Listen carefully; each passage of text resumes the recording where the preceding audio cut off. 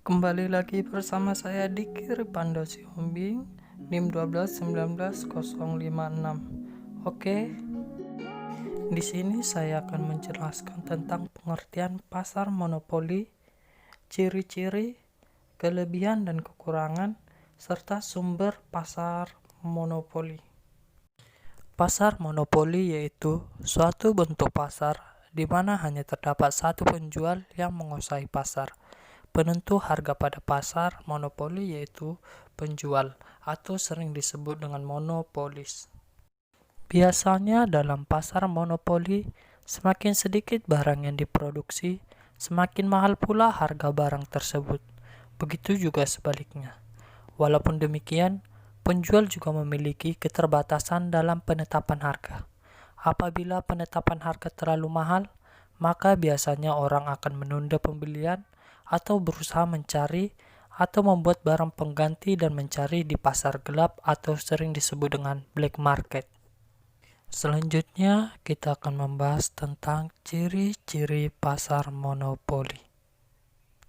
Ciri yang pertama yaitu adanya seorang penjual yang menguasai pasar dengan jumlah pembeli yang banyak. Ciri yang kedua yaitu tidak terdapat barang pengganti yang dapat disediakan oleh pihak lain selain penjual yang ada di pasar tersebut.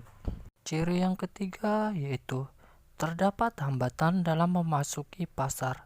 Bagi perusahaan baru, hambatannya berupa undang-undang, teknologi mutakhir yang dimiliki, modal yang sangat besar, dan lain-lain. Ciri yang keempat yaitu penjual pada pasar monopoli dapat menentukan harga sesuai keinginannya karena tersedianya barang substitusi atau barang pengganti dekat dari barang yang dijual.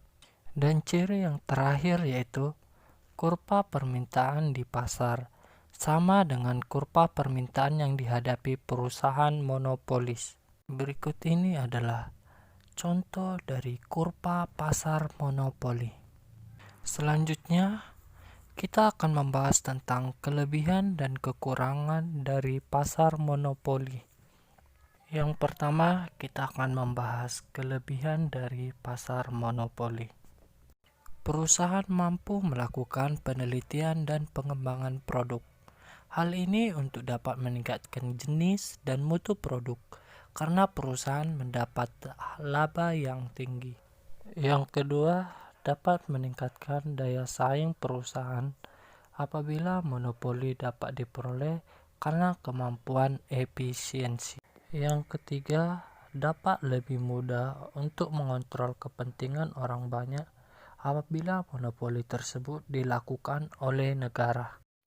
Yang keempat, dapat meningkatkan inovasi atau penemuan baru bila monopoli tersebut berbentuk pemberian hak cipta dan hak paten karena orang akan berlomba menciptakan penemuan baru. Yang kelima, dapat mendorong kemajuan teknologi, terutama pada monopoli masyarakat.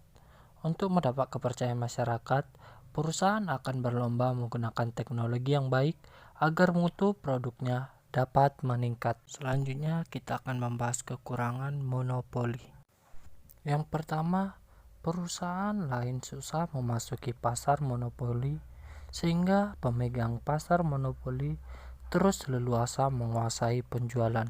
Yang kedua, menciptakan ketimpangan distribusi pendapatan karena keuntungan yang didapat monopolis terlalu besar dan diterima secara terus-menerus. Yang ketiga, jumlah produksi yang dijual bergantung pada keinginan monopoli sehingga dapat menyulitkan konsumen.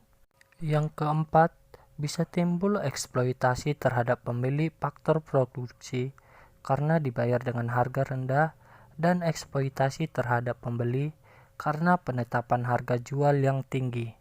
Dan yang terakhir, konsumen tidak bisa berpindah ke perusahaan lain meskipun merasa dirugikan. Selanjutnya kita akan membahas sumber pasar monopoli.